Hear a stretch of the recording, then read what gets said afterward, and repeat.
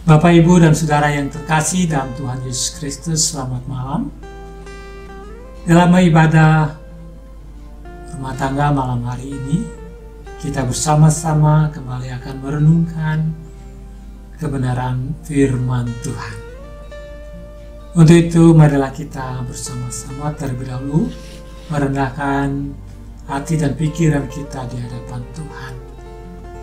Kita bersama-sama berdoa untuk memohon pertolongan kuasa Allah Roh Kudus untuk memampukan kita semua dapat memahami akan kebenaran firman Tuhan malam hari ini. Untuk itu, mari kita berdoa. Bapa kami yang ada di dalam kerajaan surga, Bapa yang kami kenal melalui Putra-Mu Tuhan kami Yesus Kristus, pada malam hari ini, di tengah-tengah ibadah rumah tangga, kami bersama-sama akan membaca, merenungkan akan kebenaran firman. Tolonglah kami ya Tuhan, biarlah kami yang lemah ini, yang terbatas dalam pemahaman, dapat memahami kebenaran firman-Mu dengan baik. Tolong juga hamba-Mu Tuhan yang akan menyampaikan kebenaran firman-Mu.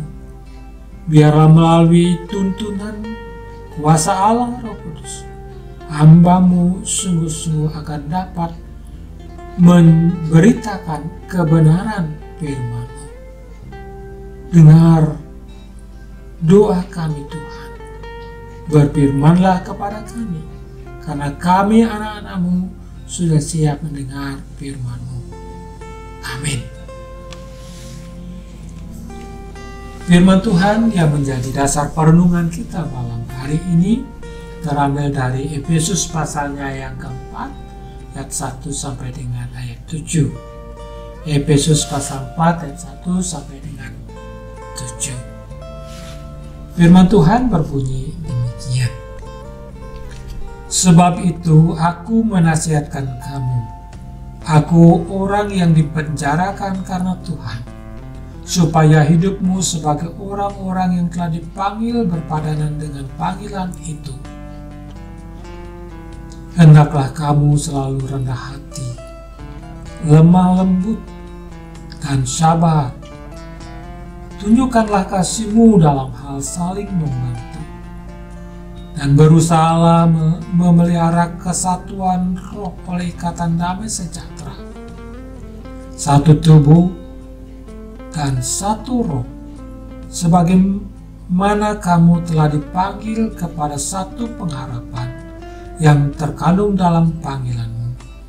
Satu Tuhan, satu iman, satu baptisan, satu Allah dan Bapa dari semua, Allah yang di atas semua dan oleh semua dan di dalam semua.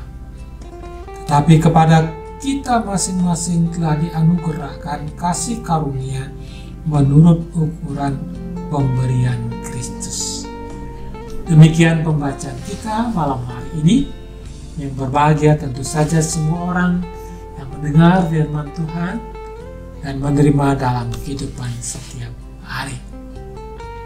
Saudara yang terkasih dalam Tuhan Yesus Kristus, siapakah di antara kita yang tidak kenal atau tidak tahu lagu Ku Tak Pandang dari gereja mana? Saya yakin dan percaya kita semua tahu dan mengenal lagu ini dengan baik. Sebab lagu ini merupakan lagu yang sangat populer di kalangan umat Kristiani. Syair lagu ini sangat sederhana, tapi memiliki muatan teologis yang sangat mendalam. Di dalam syair lagu ini dikatakan, Ku tak pandang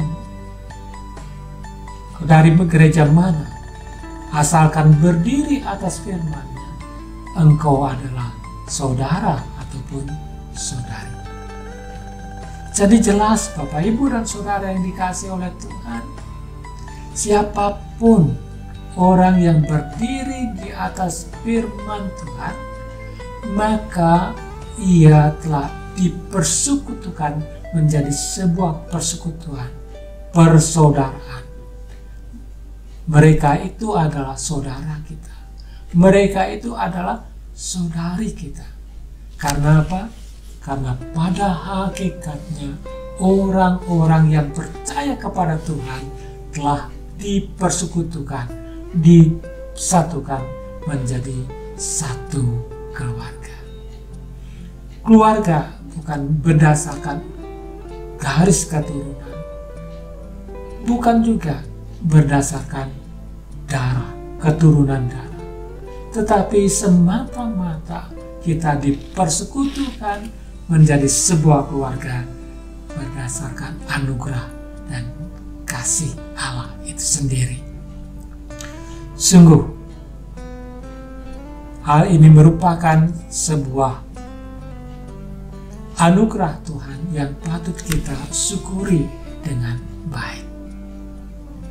Lalu bagaimana selayaknya kita menjalani hidup dan kehidupan sebagai saudara, sebagai saudari di dalam Tuhan? Untuk itu mari kita belajar apa yang melalui pembacaan firman Tuhan, di mana di dalamnya Paulus, Rasul Tuhan, yang dipenjarakan oleh karena Kristus, ia memberi beberapa nasihat kepada jemaat di Efesus.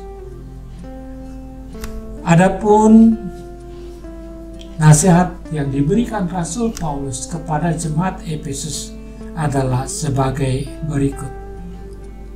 Yang pertama, mereka harus menjalani hidup dan kehidupan ini berpadanan dengan panggilan. Dalam Efesus pasal 4 ayat 1, Rasul Paulus mengatakan demikian. Aku menasihatkan kamu, aku orang yang dipenjarakan karena Tuhan, supaya hidupmu sebagai orang yang telah dipanggil berpadanan dengan panggilan itu. Di sini nasihat Rasul Paulus sangat jelas dan tegas. Ia mengatakan supaya hidupmu sebagai orang-orang yang telah dipanggil berpadanan dengan panggilan itu. Itu artinya Rasul Paulus mengajak semua orang Kristen di Efesus agar mereka membuktikan diri sebagai orang-orang Kristen yang baik. Mereka harus mendemonstrasikan Injil itu secara nyata dalam kehidupan mereka.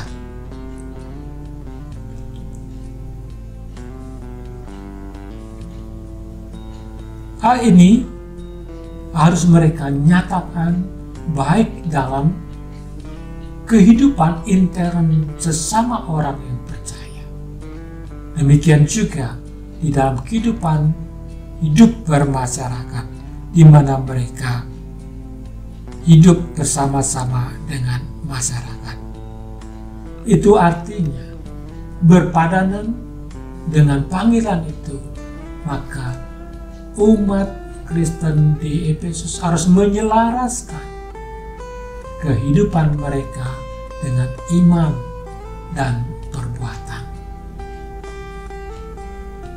Bagian yang kedua, agar kesatuan dalam persekutuan sebagai keluarga Allah itu menjadi nyata, selanjutnya Rasul Paulus meminta jemaat Efesus dan seluruh umat Tuhan untuk mewujud nyatakan persekutuan itu dengan cara hidup rendah hati, lemah lembut, sabar, kasih, dan saling membantu. Demikian dikatakan di dalam ayat 2. Ada 5 wujud sikap hidup yang harus didemonstrasikan oleh umat Tuhan yang berada di Efesus. yaitu rendah hati, lemah lembut, sabar, kasih, dan sikap hidup suka saling menolong. Ini merupakan pola hidup baru di dalam Tuhan. Pola hidup baru inilah yang harus senantiasa didemonstrasikan, dipraktekkan, dilakukan oleh semua orang Kristen. Dengan kata lain, jemaat di Efesus tidak diizinkan lagi hidup di dalam kemarahan, hidup di dalam kegeraman, hidup di dalam kejahatan, suka memfitnah, mengatakan kata-kata kotor, karena semua itu dapat merusak, bahkan memecah persekutuan umat Tuhan. Lebih daripada itu, semua itu akan mendatangkan murka dari Tuhan. Saudara yang dikasihi oleh Tuhan Yesus Kristus, nasihat Rasul Paulus bagian yang ketiga, di mana Tuhan Yesus, di mana Rasul Paulus mengajak seluruh umat Tuhan agar mereka mau untuk memelihara persekutuan itu di dalam kehidupan mereka. Karena pada hakikatnya persekutuan itu telah ada sejak Roh Tuhan ada di dalam kehidupan mereka. Roh itulah yang telah mempersekutukan mereka. Karena itu Rasul Paulus berkata demikian, berusahalah memelihara kesatuan roh oleh ikatan damai sejahtera, satu tubuh, satu roh, sebagaimana kamu telah dipanggil kepada satu pengharapan yang terkandung dalam panggilan itu, yaitu satu iman, satu baptisan, satu Allah, dan satu Bapa dari semua. Allah yang di atas semua, dan oleh semua, dan di dalam semua. Itu dikatakan dalam ayat 3 sampai dengan ayat 6. Inilah landasan iman dalam menjaga dan memelihara persekutuan hidup sebagai anak-anak Tuhan. Saudara-saudara yang dikasihi, yang terkasih dalam Tuhan Yesus Kristus, nasihat Rasul Paulus ini sangat penting bagi jemaat Tuhan di sepanjang sejarah kekristenan, baik waktu lalu, waktu sekarang, dan mungkin juga untuk di masa yang akan datang. Mengapa? Karena ancaman gereja yang terbesar bukan penderitaan. Ancaman gereja yang terbesar bukan oleh karena tekanan-tekanan, melainkan ancaman terbesar daripada gereja adalah perpecahan. Perpecahan gereja tampaknya sudah bukan suatu fenomena yang asing lagi bagi kita. Konflik dan perseteruan internal kerap muncul dalam berbagai gereja. Beberapa kasus perselisihan bahkan merambah ranah pengadilan dan disertai dengan sikap-sikap yang tidak berbeda dengan cara-cara orang dunia mengatasi persoalan. Begitu seringnya hal ini terjadi, sampai-sampai orang Kristen sendiri juga lupa bahwa salah satu hakikat dari panggilan mereka di dalam Injil Yesus Kristus adalah hidup di dalam kasih dan kesatuan di antara mereka. Saudara yang terkasih dalam Tuhan Yesus, di tengah-tengah situasi seperti ini, dan dalam rangka menjaga persekutuan kita sebagai umat Allah, maka baiklah masing-masing orang yang mengaku diri sebagai umat Tuhan senantiasa menjalani hidup dan kehidupan ini, yakni dengan berpadangan dengan panggilan itu.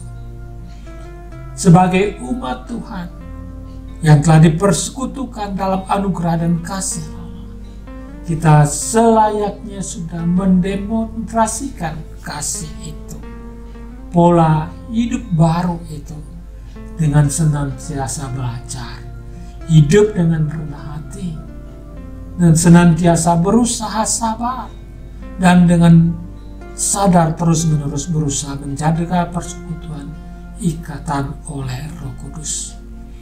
Dengan demikian kita berharap persekutuan kita di dalam Tuhan menjadi persekutuan yang utuh, menjadi persekutuan yang menyenangkan, menjadi di persekutuan yang senantiasa mendatangkan damai sejahtera, baik buat diri kita masing-masing, buat keluarga kita, buat persekutuan kita dalam gereja, dan juga menjadi kesaksian yang indah bagi masyarakat.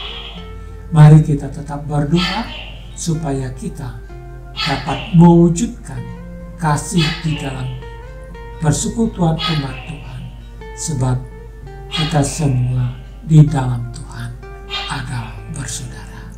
Tuhan memberkati kita. Amin.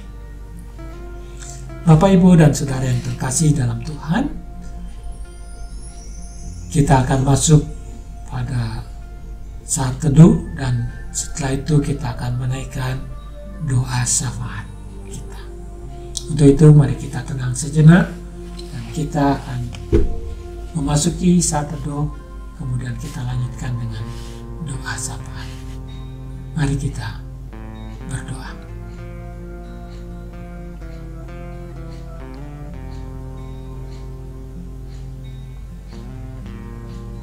Terima kasih Tuhan, Engkau telah berfirman kepada kami.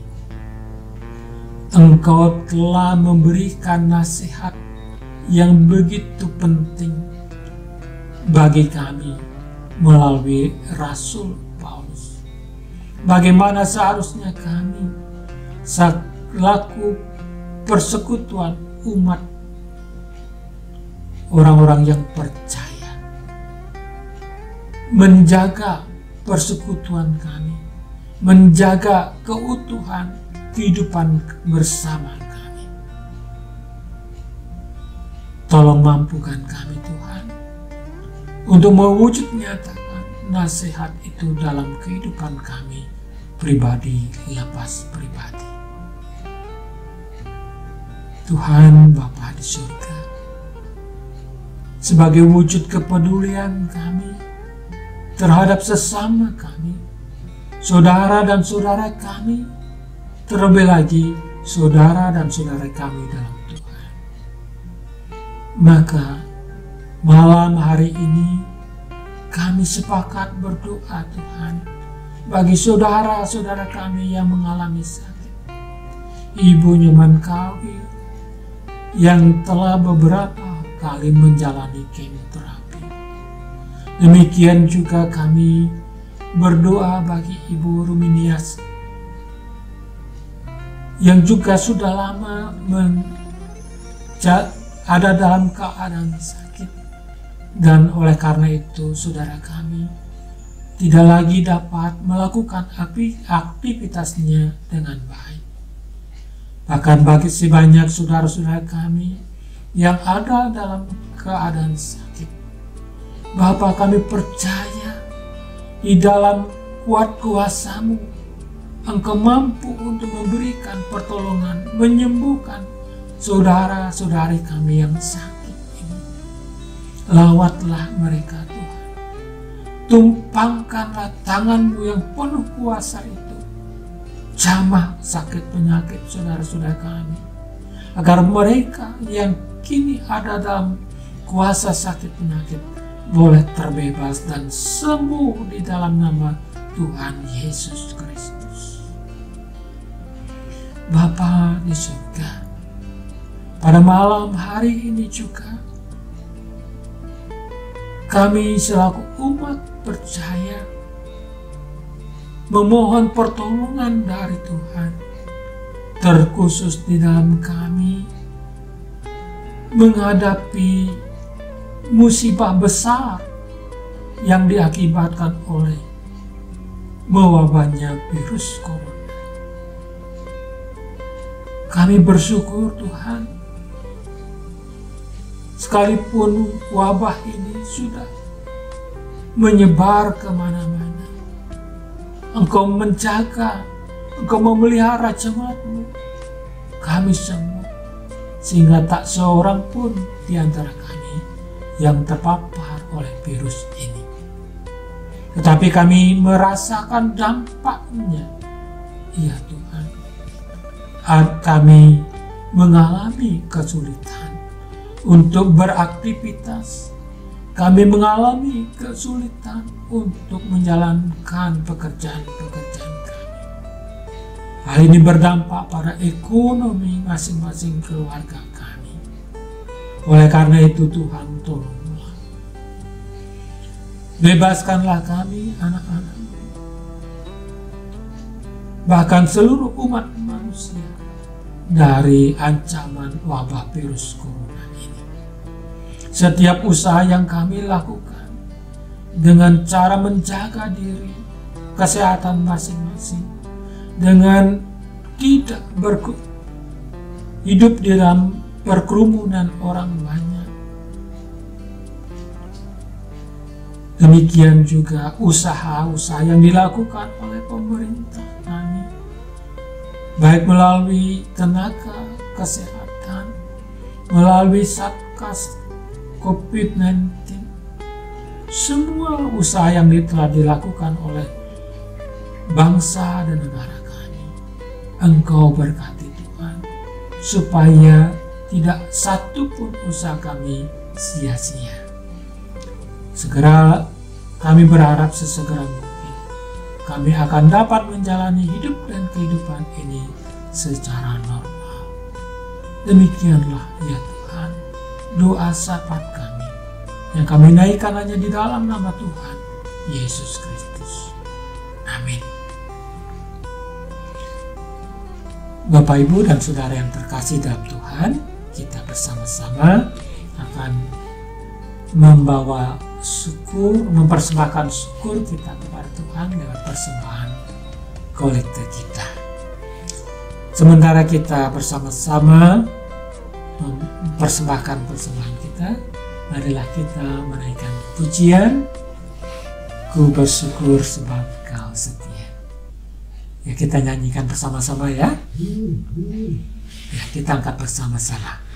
Ku bersyukur sebab Kau setia. Ku memuji-Mu karena Kau sangat baik.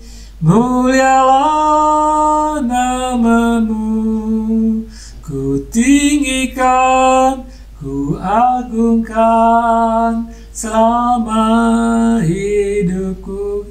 Mari kita nyanyikan sekali lagi. Ku bersyukur sebab Kau setia. Ku memuji-Mu karena Kau sangat baik. Mulialah nama-Mu, ku tinggikan, ku agungkan selama hidupku. Mari kita berdoa. Bapa, atas anugerah berkat yang Kau limpahkan kepada kami masing-masing. Sekarang kami bersyukur kepadamu. Syukur itu kami nyatakan lewat pujian. Syukur itu kami nyatakan lewat persembahan yang telah kami persembahkan kepadamu. Berkenan kiranya Engkau Tuhan menerima dan memberkatinya. Tolonglah kami juga Tuhan, agar kami dapat mempergunakan persembahan ini dengan baik untuk kemuliaan nama Tuhan. Bagi warga jemaat-Mu yang dengan tulus ikhlas telah bersyukur kepada Tuhan, Engkau memberkati mereka masing-masing. Engkau memberkati harta benda yang Tuhan telah anugerahkan kepadanya, sehingga boleh dimanfaatkan dengan baik untuk kesejahteraan keluarga, bahkan untuk menjalani kehidupan ini dengan baik. Terima kasih ya Tuhan.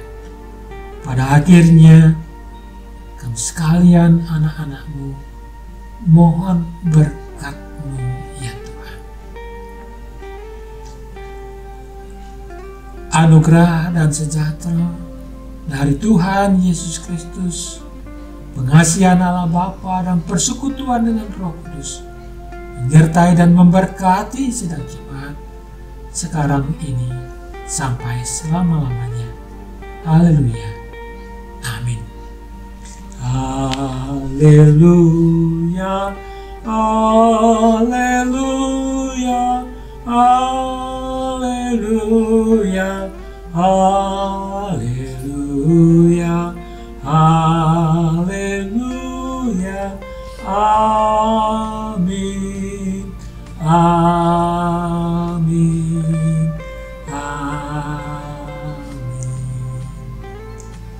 Baiklah Bapak Ibu dan Saudara sekalian, ibadah rumah tangga malam hari ini sampai di sini.